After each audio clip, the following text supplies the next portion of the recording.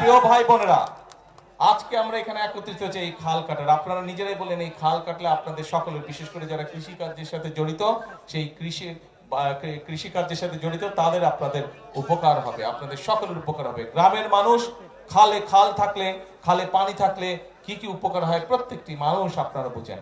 আজ এই খাল কাটাটা কেন জরুরি?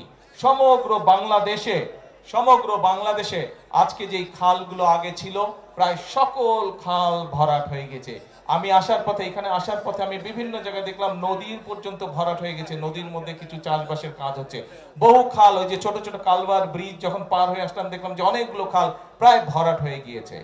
এই এলাকাতে যে খবর নিয়ে আমি জানলাম, এমনকি বর্ষার মৌসুমেও খরা হয়, অনেক জায়গায় পানি পাওয়া যায় না। ঠিক এই কথাটা কি ঠিক?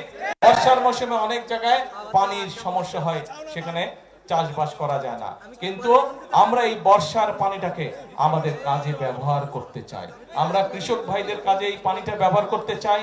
আমরা এই পানিটা ব্যবহার করতে চাই এমন ভাবে যাতে সমগ্র এলাকার মানুষ উপকার পায়। সেজন্যই আমরা সমগ্র বাংলাদেশে আজকে ভাবে এখানে খাল খনন শুরু করলাম। সমগ্র বাংলাদেশে ইনশাআল্লাহ আগামী 5 বছরে আমরা প্রায় 20,000 কিলোমিটার খাল খনন করব, যাতে করে এই খাল খননের মাধ্যমে একদিকে আমরা বর্ষার সময় হঠাৎ করে উজান থেকে পানি চলে আসে, নদী খাল সব বন্ধ হয়ে যাওয়ার কারণে উজান থেকে যখন হঠাৎ করে পানি আসে তখন দেখি যে আমরা নদীর খাল বিলের আশেপাশে যে বাড়ি ঘরগুলো আছে মানুষজনের, সেগুলো ভেসে যায়, গরু ছাগল ভেসে যায়, মানুষের কাপড় জামা নষ্ট হয়ে যায়, ঘরের জিনিসপত্র নষ্ট হয়ে যায়, ঘর বাড়ি নষ্ট হয়ে যায়।